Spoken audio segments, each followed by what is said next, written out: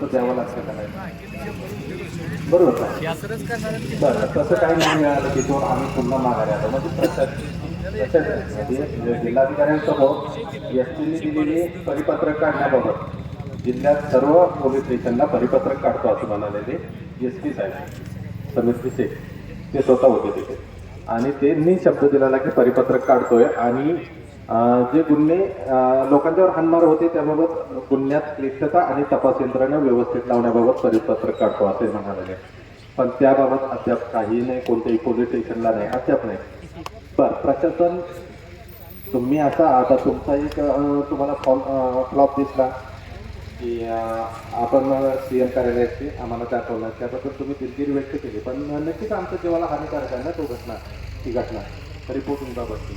आम्ही मागून सुद्धा जर तुम्ही देत नसाल आणि सीएम आपले आमची मीटिंग इथून पदयात्रा काढली आम्ही मुंबईपर्यंत आणि तिथे सचिव सिंगल मॅडम जर भेटत नसतील तिथं आम्हाला टायमिंग देऊन उपोषण करते फक्त भेटायला तरी पण नाही भेटत, तर सॉरी सर, प्रशासनाकडून आम्हाला कोणतीही अजिबात दखल घेतली जात नाही. तर आम्ही त्यांच्यावर डिपेंड किती टक्के राहायचं सर.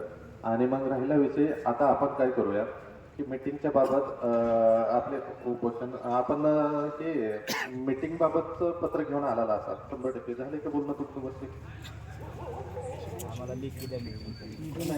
तर नक्कीच घेऊन आले. मी समाजाला अगदी मुंबईवरून आलो.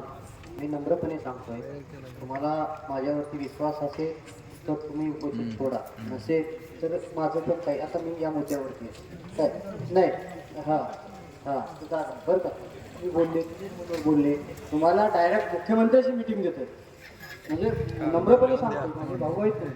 कारण त्याच्यामुळं मी सांगतो मुख्यमंत्र्याची मीटिंग होते आणि मी टी व्ही लाईव्ह आहे, जाहीरपणे देतोय. माझ्या पण जीवनाचा काही प्रवास आहे हा, आणि मी तुम्हाला देतोय. मी काय आमदार नाही, खासदार नाही, मंत्री नाही, किंवा मला काही लाभ घ्यायचा नाही. मी तुम्हाला देतोय, आत्मस्थ असं करतोय. ते प्रशासन आहे, ते प्रशासनाला पण इथं मी बोलवलं, म्हणजे मी त्यांच्यासोबत नाही आलो. मी समाजाचा घटक आधी तुमच्याशी संवाद केलो.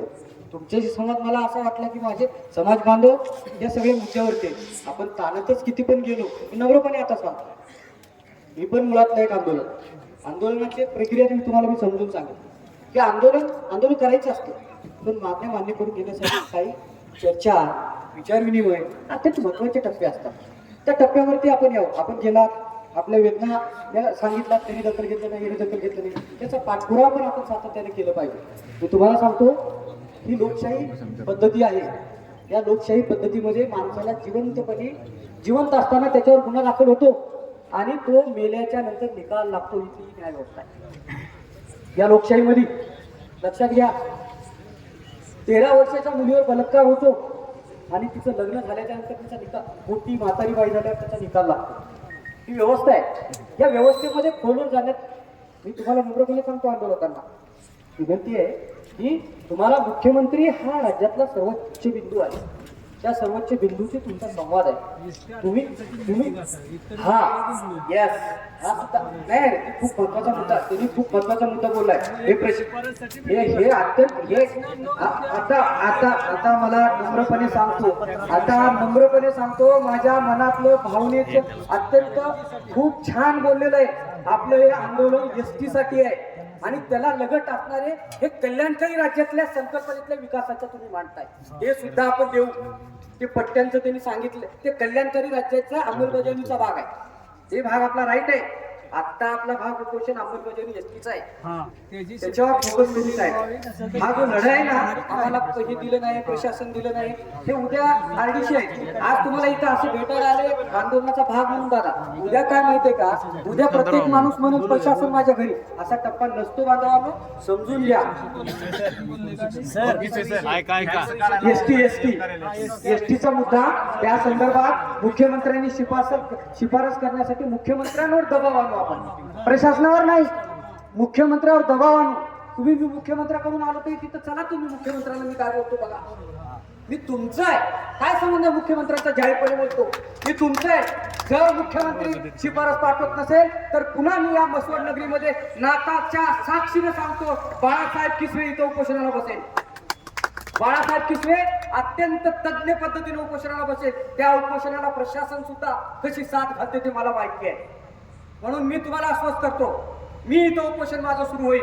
जर मुख्यमंत्री आपल्या जर मागण्या मान्य करत, तुम्ही फक्त 12 तारखेला मुख्यमंत्र्यांच्या भेटीला सोबत चला आणि सगळ्याला आश्वस्त करतो. आणि मला अजून परत नम्र विनंती आहे, उपोषण करताना उपोषण सोडावं आणि या ठिकाणी आपण अत्यंत आपल्या अहिल्यादेवी होळकरांचा जय जयकार करावा. दादा विनंती करतो की उपोषण करताना उपोषण सोडावं आणि मुख्यमंत्र्यांसाठी हे करावं. कारण मी बघतो तुमची मुलं आहेत, पत्नी आहेत, हे निष्पाप आहेत, म्हणजे सगळी लोक. म्हणून मला विनंती आहे की तुम्ही करावं. आणि आपण बांधवाला पण विनंती करतो की आपण आहे ना, आपण उपोषण करतो तिथे एक अर्धा तास 2 तास बसतो आणि नंतर आपल्या कामधंद्यात जातो. हा उपोषण करता असतो, त्यांच्या वेदना आपण पण समजतो. कारण मी पण समाजातला आहे ना.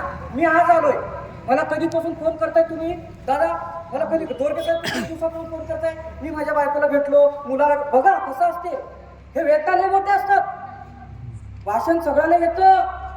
मी बांधवांना सांगतो, ऐका,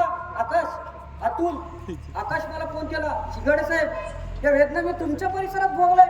तुमचं मस्त दुकान आहे, तुम्ही खूप मोठे माणसं आहेत, तुम्ही आंदोलनात सहकार्य केले, खूप करताय. पैसा हा वेगळा, आंदोलन वेगळं. पण काय दादा, विरकर दादा, तुम्हाला गुन्हेच दादा, हे सगळं म्हणून मला विनंती आहे. धब्बा महत्वाचा असा आहे की आपण आपली, मला तोंडाला कोरड आलंय बघा, सांगतो मला बोलताय ना गेले दादा. तर भूमिका पाणी द्या, विरकर साहेब, तुम्हाला माहिती आहे आंदोलन माझं, पण तुम्हाला पाणी द्या, पाणी. म्हणून मला तू पण बोलवलं मला 2 दिवस झाला. आकाश पाणी द्या तुम्ही. तू पण मला 4 दिवस झाला. 4 दिवसामध्ये मला यायला काय लागलं तिथून यायला, माझ्या गाडीत डिझेलला पैसे नव्हते. सर पाणी प्या तुम्ही. नाही सांगतो ना मुंबई पासून यायला मला 12,000 रुपये लागले. तेच माझ्या पोराला लॅपटॉप घेतला असता ना मी. या वेदना असतात म्हणून हे सीएम पर्यंत जायचं. सगळेजण धडपतात सीएम पर्यंत. तुम्हाला माहित नाही, तुम्ही निष्पाप आहे, तुम्ही पवित्र आहे. बरंच जाताना तुमचे पाया पडतो मी, 10 वेळा पडतो. का बरं? उपोषण करता पवित्र असतो ईश्वरात. नाही दादा जरांगे पाटलाचा फोटो घराघरात आहे छत्रपतींच्या नंतर. म्हणून तुमचं सुद्धा योगदान समाजासाठी लय मोठं आहे. तुमच्यासाठी आलोय मी. सावकाश. मी जे आलो माझ्या वेदना समजून घ्या भावांनो. म्हणून तुम्हाला सांगतो, मुख्यमंत्री मी गेलो बोलून गेलो म्हणजे मी मोठा झालो का? अरे बापरे, मी खरं माझी ताकद आंदोलनात असते, माझ्या ताकदीत असते. म्हणून मी सांगतो हे टेक्निकल आहे. हे सगळं मुख्यमंत्र्यापाशी घेतलं, फोटो काढलं, टाकलं, हे असलं लय आलेलं आहे माझं. याच्या आधी काढा सगळं व्हिडिओ पाहिजे तुम्ही. पण मला भूमिका आहे, त्याचं काही कौतुक नाही. मुख्यमंत्री माझ्या समाजाचा जरी प्रतिनिधी असलो, समाजाचा आहे अगोदर. मुख्यमंत्र्याशी माझं देणे गेलं नाही. तुमच्याशी प्रामाणिक आहे, तुमच्याशी बेईमानी नाही. आणि तुम्हाला आनंद झालेला आहे की कोणी समाजाचा जरी प्रतिनिधी आला असता तर तो भाडोत्री होता, कुठल्या तरी पक्षाचा होता, त्याचे काहीतरी इंटरेस्ट होते. पण बाळासाहेब किसवेचे इंटरेस्ट नाही. दादा तुम्ही माझे मायबाप आहेत, तुम्ही माझं कुटुंब आहे. म्हणून माझ्या ह्या भूमिका आहेत. या प्रत्येक माणसाने मला बोललेलं आहे मसोड मधल्या, किसवे सर तुम्ही या. आणि चुकून जर या आंदोलनात मी जर राहिलो असतो तुमच्यासोबत बाबाच आहे. म्हणून मला विनंती आहे, हात जोडून मसवडकरांना, समग्र मसवडकरांना हात जोडून पाया पडून विनंती आहे की आंदोलन संपवा. मी इथं थांबतो. नसल जय मल्हार. मसोडच्या बंधूंना, सगळ्यांना, माझ्या वाघांना एक विनंती करतो, डोळ्यातलं पाणी आणतो. तुम्ही 25% आज तुम्ही जिंकलायचा आणि 75% तुमची लढाई घेऊनच मुंबईत येईल. नाही तर जिल्हाधिकाऱ्या कार्यालयात सगळं स्वतःला राखेल टाकून पिटवतील. हा इथं विषय क्लोज करू. पत्र घेऊन आले साहेब, आपल्याला 12 तारखेचं पत्र देते आणि आपण नाही, उपोषण नाही अगोदर सोडवता येणार सर आपल्याला. शासन पत्र देत नसतो, प्रशासन काय देतो तुमचा सगळा. नाही ऐका, फोनवर तुम्ही ऐकलाय बरं का. मी तुम्हाला हे बघा, तुम्हाला मी आता काय बाळासाहेब, मी सांगतो तुला काय सांगितलं. 12 तारखेला आहे तुमची मीटिंग आहे 12 ते. परत मी कॉल लावतो, ते घ्या फोन घ्या. पत्र पाहिजे.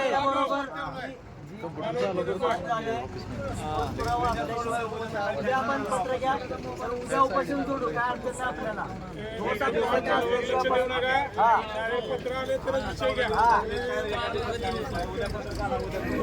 ठोस पुरावा पाहिजे काहीतरी त्यांचा विचार केलाय त्यांचा विचार करूनच आपण गोष्टी करतोय पोलीस संभ्रम निर्माण करण्याची अवस्था करू नका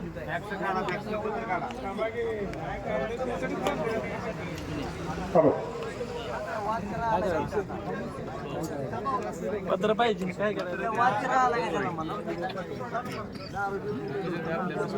पळायचं नाही हो पत्र पाहिजे तो बरा पत्र घेऊन येते सोडा धरून येत नाही ती पत्रा पाहिजे बघायचं नुसतं पत्र